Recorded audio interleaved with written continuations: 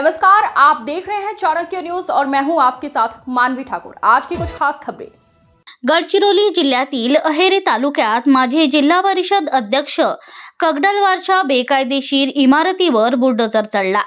कायदा सर्वांसाठी समान आहे हे पुन्हा एकदा ठळकपणे अधोरेखित झाले आहेत।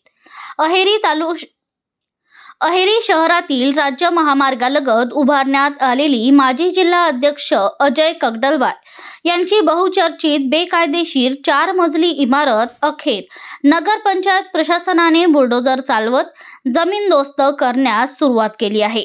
न्यायालयाने तात्पुरता मनाई हुकूम नाकारल्यानंतर आणि दिलेली अंतिम मुदत संपल्यानंतर ही निर्णायक कारवाई करण्यात आली।